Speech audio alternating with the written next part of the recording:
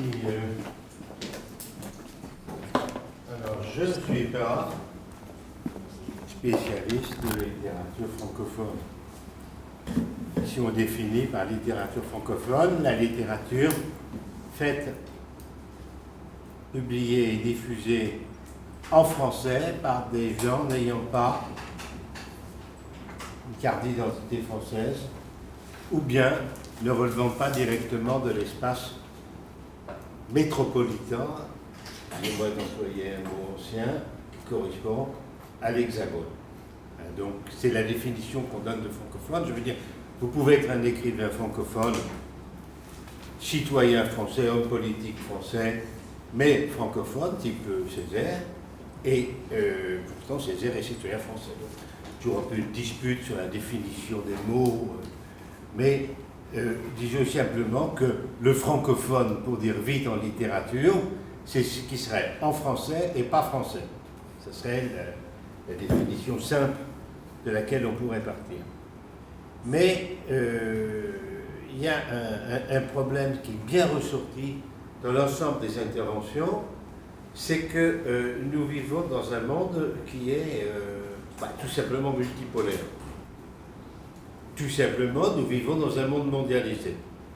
Et la caractéristique d'un monde mondialisé, c'est qu'il n'y a pas un seul centre. Il y a une pluralité de centres. Et un peu comme dans le schéma que avait proposé Madame la professeure Iwamoto, eh bien, il y a des planètes qui s'attirent, qui se répulsent et qui tournent autour les unes autour des autres. Une remarque sur votre planète, chers collègues, enfin sur votre tableau, là, c'est qu'on n'est que dans un système, on est dans le système solaire, hein, vous me l'avez proposé. Or, il y a une infinité de systèmes dans l'univers, et donc une infinité d'attirance, de répulsion, de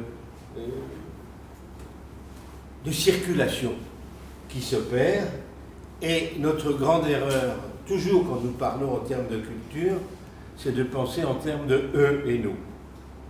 Il n'y a pas eux et nous. Il y a nous et le monde qui est composé d'une infinité de lieux, d'instances et d'institutions. Et on le voyait bien, ce n'est pas le problème de la France par rapport au Japon, de la Belgique par rapport au Japon, etc. C'est dans quels univers sommes-nous, sachant que notre univers est un univers de multiples relations et de multiples langues et de multiples circulations des cultures. Parce que si on ne part pas de ces évidences, on a du mal à comprendre et on se retrouve tout de suite dans un dialogue qui est extrêmement pernicieux, parce qu'on a l'impression que les relations culturelles seraient un peu comme les relations d'une balance des paiements entre deux entités. Vous me devez ça, je vous dois ça, etc. Simplement, nous importons des machines au Japon, qui peut importer des logiciels à la Corée, qui peut importer ceci, cela. Et donc, le résultat final que nous avons est très généralement le produit de toute une série d'interactions et d'interactions horriblement complexes à observer. Et finalement, l'économie, c'est beaucoup plus simple que la culture. L'économie, ça se décrit relativement bien. La culture, c'est pratiquement indescriptible. Or, notre devoir est précisément de comprendre, non pas comment ça marche, mais comment marchent les choses dans ce système. Et on le voit très bien dans l'apparition d'une littérature. Eh bien, non seulement il y a des régimes d'historicité sur lesquels vous avez insisté, c'est-à-dire que voilà, on va déterminer un certain nombre d'étapes, mais ces étapes ne sont pas autonomes et elles sont elles-mêmes liées à une histoire qui est une histoire mondiale, qui elle-même est une histoire, comme on dit aujourd'hui, interconnectée et pas simplement bilatérale. Il n'y a rien de bilatéral et pour simplifier les choses, nous sommes obligés à un moment donné de mettre la focale sur une relation bilatérale, mais elle est évidemment, c'est évidemment inexact. Hein. D'où le fait que chaque fois qu'on parle de relations entre les cultures, quand on parle de littérature ou de littérature comparée, la grande erreur serait supposer qu'on ait dans une observation bipolaire, alors qu'il y a une multiplicité d'acteurs, de pôles qui sont à l'œuvre. Donc, tout ceci pour dire que pour la question francophone, ça marche comme ça aussi, avec un paradoxe que vous avez soulevé et sur lequel moi je vais m'attarder un tout petit peu, qui est un paradoxe fondé sur des observations matérielles, à savoir l'édition. Puisque les livres sont faits pour être imprimés, sont faits pour circuler, et l'édition, en tant qu'industrie culturelle, est un point d'observation intéressant, même si ce n'est pas le seul. Alors Jean-Philippe Toussaint, il publie où? Il publie les éditions de Minuit. Les éditions de Minuit, elles sont où? Je prends votre dernier exemple. Ouais. Elles sont où? Tiens, elles sont à Paris. Ou bien Amélie Moton, elle publie où? Elle publie à Paris, etc., etc. Or, une des caractéristiques qui m'intéresse, c'est que, pour des raisons historiques complexes, le siège de l'édition française dans le monde est à Paris. Il se trouve qu'à Aix, il y a une grande maison d'édition, la 12e, il y a une grande maison d'édition littéraire, la 12e en chiffre d'affaires en France, qui se trouve à Aix Sud. Mais, pardon, excusez-moi, voilà, pas très très très loin, ça veut dire encore dans les Bouches-du-Rhône. Et, à part ça, l'édition est à Paris, et bien évidemment, les Actes Sud a un bureau à Paris. J'imagine qu'on ne fait pas tout à Aix. Quand j'imagine, je ne me trompe pas. Donc, ce qui est intéressant dans le système de l'édition en français, c'est que le cœur est à Paris et que l'édition en français est d'abord une édition parisienne. C'est une réalité qu'on peut discuter, qu'on peut mettre en cause, mais je vous donnerai juste un exemple comme ça pour parler d'une édition du Nord dynamique comme celle du Québec. 7700 ouvrages parus par an, tout confondu, du scolaire, etc. Paris, France, 98 000. Ça vous donne simplement une idée du rapport. Suisse romande, 1200. Quant à l'édition belge, elle est totalement francophone, elle est totalement achetée par les Français. Et d'ailleurs, vous avez acheté Payot Rivage, qui était de ce qui fut... Monsieur, c'est votre maison, et de ce qui fut un des fleurons de l'édition romande. Donc, cette idée-là est extrêmement compliquée. Le cœur de l'édition est à Paris, mais les choses sont plus compliquées.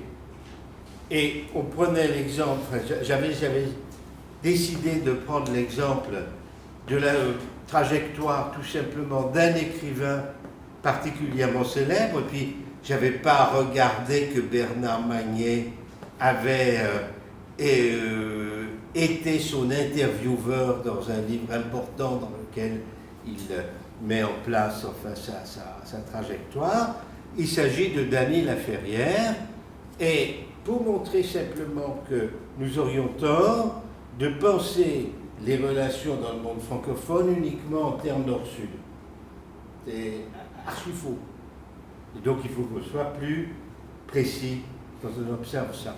Alors, en deux mots, Laferrière,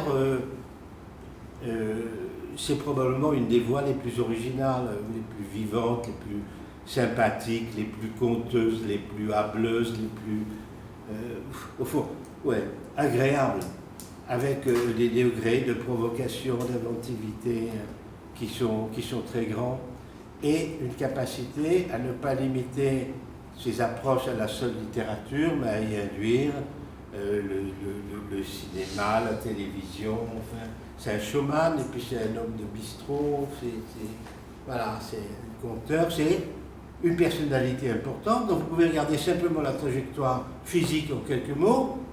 Tout jeune homme, il fuit Haïti pour des raisons d'environnement politique, il se réfugie au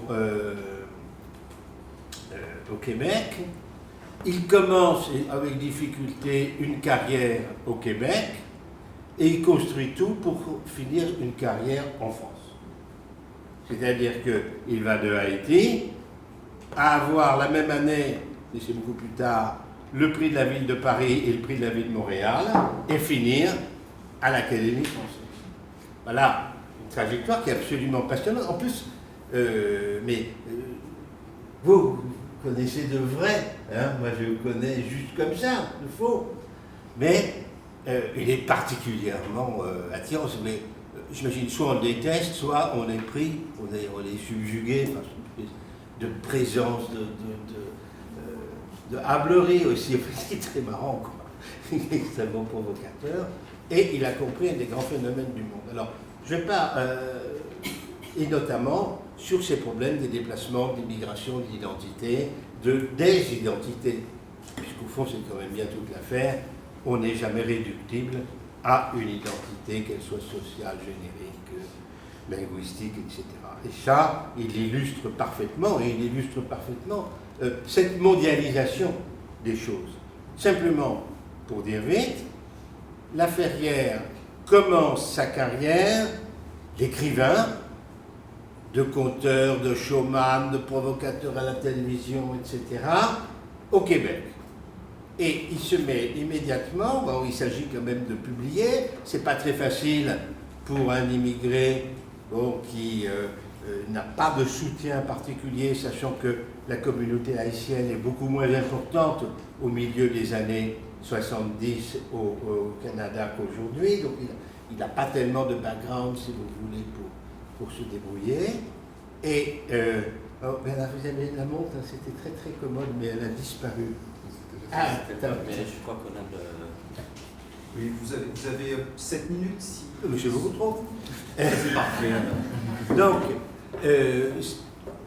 il commence à avoir une stratégie éditoriale en se mettant dans un système d'avant-garde, sachant qu'il est éminemment provocateur, son premier livre étant « Comment faire l'amour avec un nègre sans trop se... » Oui, mais il y a aussi la traduction en anglais.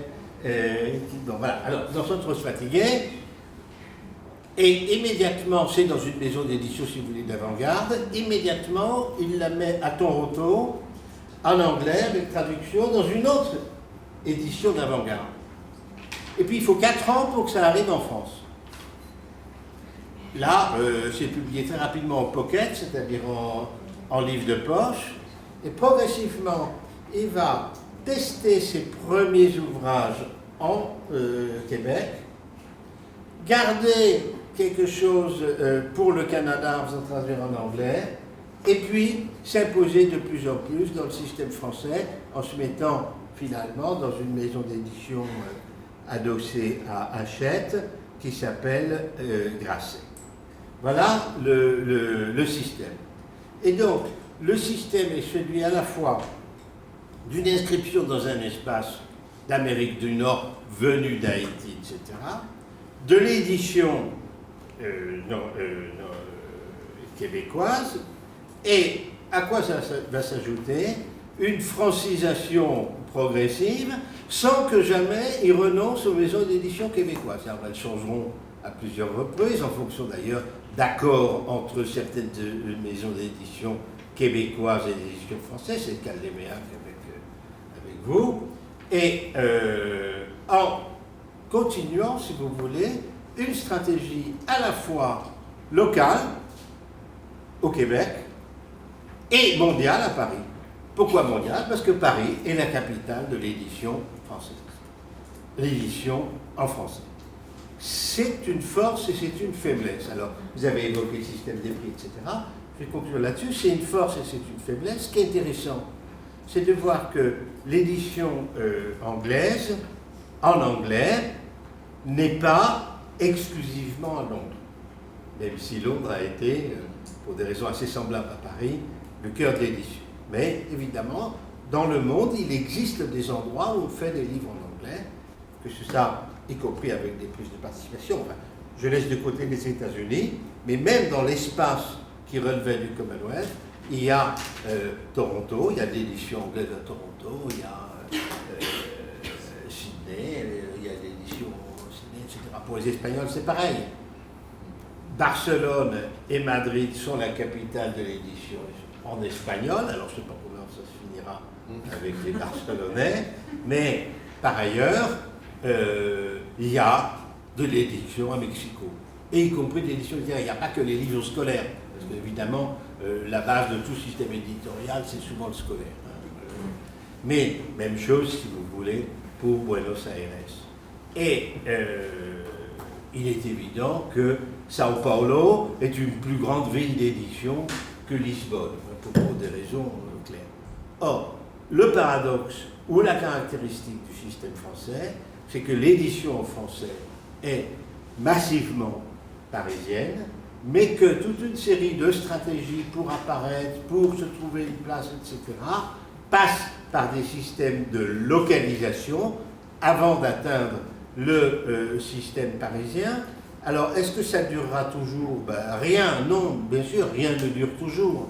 Mais les éléments de concentration en faveur de Paris sont d'autant plus importants que le système des prix à retentissement national et mondial est ancré à Paris. Donc, vous voyez, travailler sur la littérature, c'est aussi travailler sur les conditions de l'émergence, de la diffusion de la littérature. Et je crois qu'il ne s'agit pas de faire de la sociologie un système qui expliquerait la littérature, complètement idiot, mais il importe de voir que les productions de l'esprit ne sont pas des objets purs, mais qu'elles sont inscrites dans des histoires, dans des sociétés, dans des luttes, dans des conflits, dans des attirances, dans des répulsions. Voilà, Monsieur le Président, ce que je voulais suggérer cette matinée.